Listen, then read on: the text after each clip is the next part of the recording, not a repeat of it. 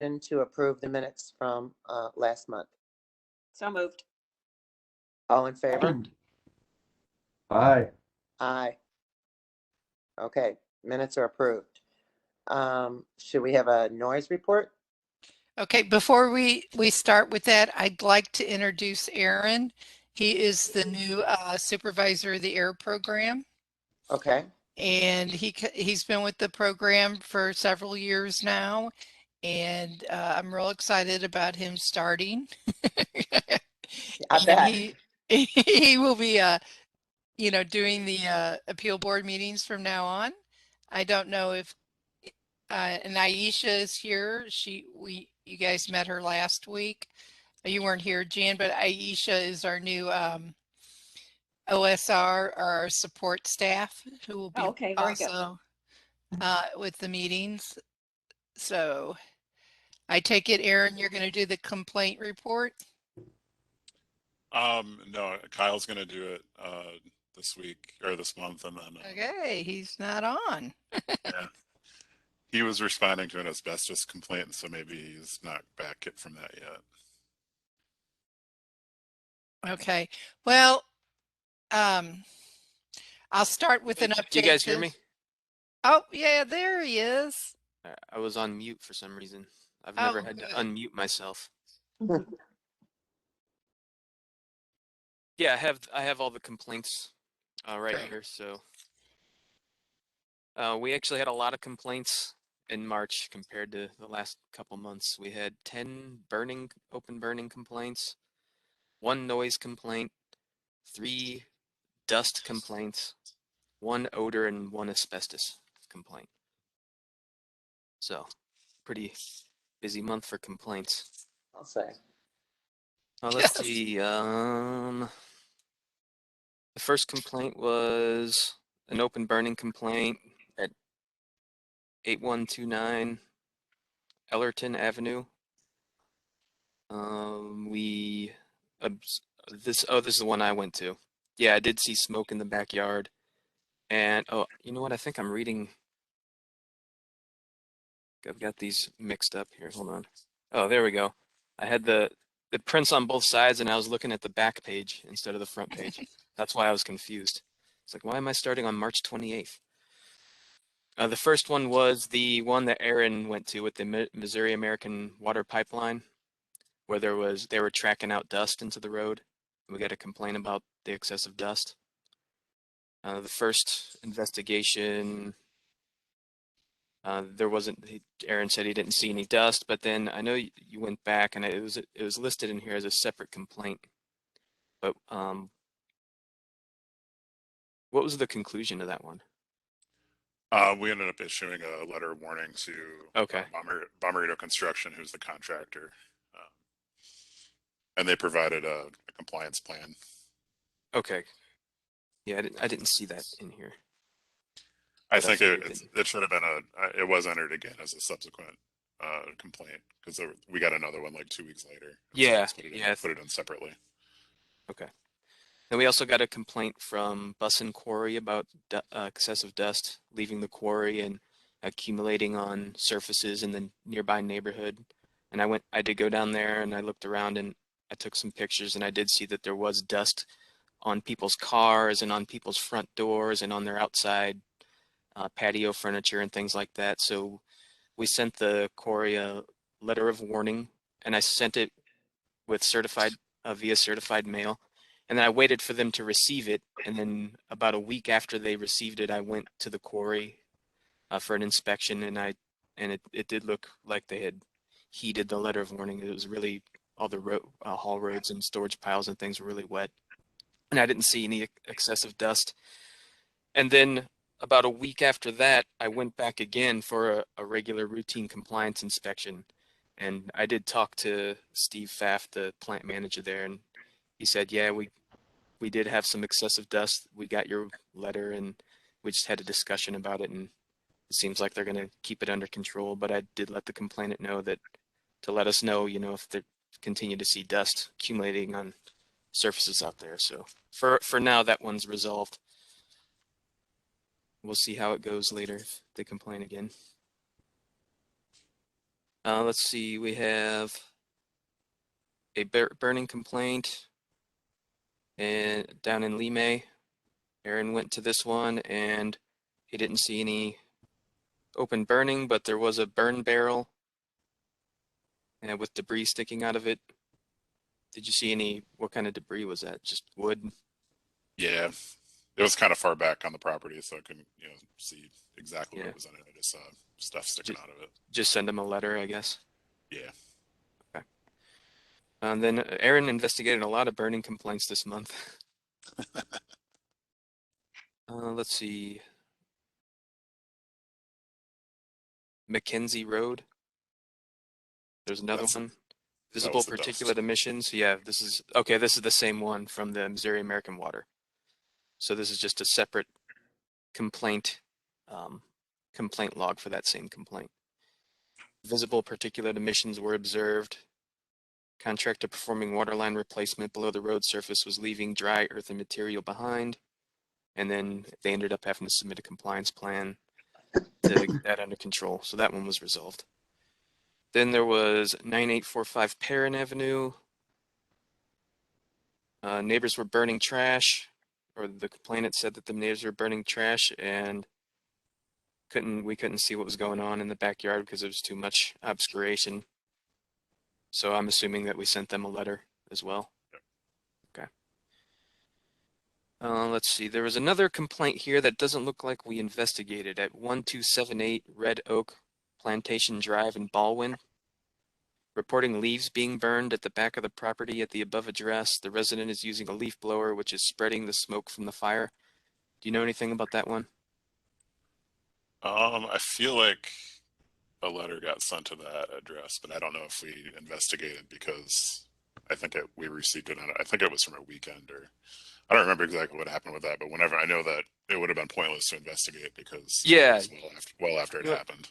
I think I remember that one. I think it came in over the weekend and then it was raining when we came back from the weekend. It was raining for a couple days, and so I don't think we ended up going out there. We just sent them a letter to let them know what the open burning restrictions were. And then 7059 Mitchell Avenue, Richmond Heights. A new building permit has been posted there, clearing the land. The smoke has been obnoxious from Monday, March 14th through March 15th. Burning is continuing today. I have COPD and smoke can sometimes be smelled in the house. Looks like Aaron went out and there was a large brush pile being burned. The property appeared to have been recently cleared of trees and brush. Fire was in a shallow pit. Let's see, property owner was on site with a small bulldozer and covered the fire with a large pile of dirt to extinguish it. So it looks like they took care to extinguish the fire while Aaron was there on site. And I issued an NOV to them for that too. Okay. Let's see. 320 Avenue H. Oh, this is a complaint said they could smell odor from the licensed cannabis medical marijuana facility. They said that they experienced the odor on numerous occasions depending on the wind and time of day. And we were afforded this same concern from MDNR. So I guess they can also complain to the state. Only a slight cannabis odor was observed during the investigation. Was given a tour of the okay, so somebody let you in there? Was given a tour of the cultivation facility and shown the DHSS approved odor control device, a misting system that was in operation. So they have a odor device and it was in operation, but I guess the smell just wasn't, it probably wasn't odorous enough to be smelled to warrant a violation of the odor ordinance. Those are tough ones to enforce, the odor ones. Next complaint, 8131. I don't see a day or a Ellerton. 8131 Ellerton. Yeah, I remember this one. There was a neighbor or somebody was complaining that there was actually two properties near him that were burning trash in their backyards. Tom went to one address on the 21st and he left his card and a note requesting someone to call him, and nobody was there burning at the time when he investigated, so he just left them some literature. I think he left them a copy of it. Yeah, he left an open burning ordinance and his business card, and continued to try to get a hold of him, and so they could figure it out. And then one of the other neighbors at 8129 was also burning, and I went to that one, and the people were outside at the time, so I pulled over and stopped and talked to them, and they said that they didn't know about the open burning. They said they moved here from the country where they could burn trash. So I gave them a copy of the ordinance and I let them know. They said they wouldn't do it again. So that one was resolved. Let's see, here's another 3021 Kell Lane. My neighbor was burning grass and an old railroad ties in his backyard. This is, you know what, this is a different one where we received the complaint overnight and it was raining all day the next day. And so we just sent them a letter. So they were burning grass and railroad ties apparently in their backyard. The St. Louis, oh, and this is the one where it all caught on fire and got the complainant's yard on fire. And so they called the police. And the police came and said that they could make him put out the fire, but they couldn't charge him with any crimes or anything because there was no intent, I guess. But by the time we received the complaint, that was the week, I think it rained all week.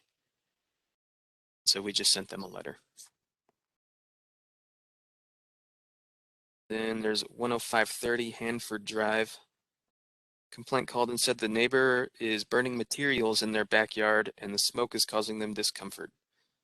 Aaron went out to this one. He did not observe evidence of burning at the time, was able to walk the power lines along the back of the property, could see an outdoor fireplace with a chimney, but no smoke or heat waves were being emitted.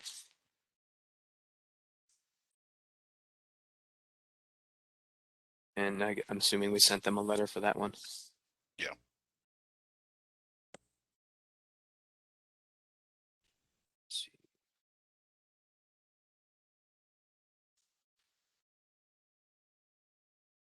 New Zoo Addition property in North County.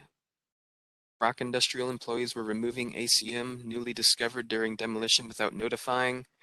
He stated that they had orange Brock Industrial shirts on. Let's see, Tom called Brock Industrial Services. They're a asbestos abatement contractor that we see a lot in the county.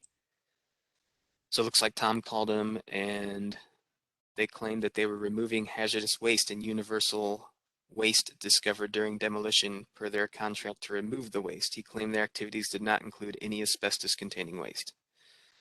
So it doesn't look like there was actually any asbestos in the waste that they were removing. And then there was, this is just two more here to go, 5439 Dober Lane. Original concern received by MDNR regarding hazardous waste. MDNR representatives observed a burn pit with doors and pallets stored nearby, and they wanted to loop in us to address the possibility of an open burning violation. Investigation notes received from Stephanie Feltz at MDNR indicated that there is evidence of a burn pit on the property and potential fuel sources described as doors and pallets being stored in the vicinity of the burn pit. Do you remember what was the conclusion of that one? Oh, we sent a letter warning. Okay. I actually talked to that guy on the phone yesterday. Did you? Yeah. All right, last one. This is one I actually already talked about this one. It was 8129 Ellerton Avenue. It was the same. It was from the same complainant as the 8130, and that's where Tom left his literature and business card with him to try to get a hold of him to let him know what the burning restrictions were.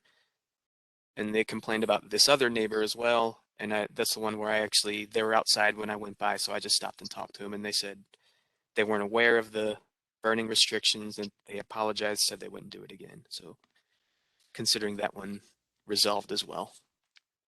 And that was a lot of complaints, but that was the final one. So thanks for bearing with me. Okay. A lot of complaints. Yeah, it was a big month for complaints. Isn't Yeah. it? So do you have anything else to tell us? Oh, I Christina? do. First, the odor, which with this cannabis complaint we received, we are going to get more cannabis as these structures start operating in the county. We do have a few grow facilities in the county, and they're not up and fully operational, but this is just an example of why we need our odor reg, because it would never have been a 7-to-1, but it could have been a 4-to-1. And then we would have tools to compel them to use additional controls, because the control they're using is not a best practice control. Doesn't It's a sound like control. So we, as this goes on, we may have to require them to have better controls. But in order to really have them do that, we have to be able to document a violation. But the odor ordinance was request for legislation last Tuesday, and this Tuesday it should be introduced. And hopefully in 4 weeks, we will have a odor reg. Yay. Good. Long Then- time in the works. Now, if you Yes. could just get the cars driving down the highways to stop smoking in their cars, because as soon as you pass them, boy, you can smell it. I know. Figure out a way to regulate that. Right. Good luck to you. Well, Right? we get a lot of apartment people who live in apartments next to each other, and they'll get Oh, I smoke. bet. We have Yeah. no regulations over that whatsoever, nor do I want any. Yeah. But so that's and we get that, at least 2 or 3 times a year. Somebody Yeah. has that type of concern. The other one is the AZZ noise. Kyle Right. met with Josh this week, and they're putting together the violations, and we're going to file. I'm not going to. Josh Rockers, the attorney's going to file in municipal court, I believe, probably very soon. They did submit their odor plan. We don't think it's adequate. It was nothing more than what we described at our last meeting that they had told us they were doing. Okay. Now, we have not gotten any complaints. I don't believe we've had a complaint all month. Kyle, is that accurate? I have not seen any AZG complaints. I haven't No, seen I any don't, come I in don't a think while. we did. So, I mean, we have not received one for a month, which is good. I did check out all the trash companies, and, they are in there. Most of them said they're not in there before 6:30 a.m., but I don't know if I believe them, but, that's what they told me. And, I think I went over real briefly this Bill 15. But then again, this Bill 15 would not help this situation, even if it is the trash companies making noise early in the morning, because they are not adjacent to the property, to residential property. So those were the 2 updates I had, and our staffing update. So of course we're going to be vacant an environmental specialist.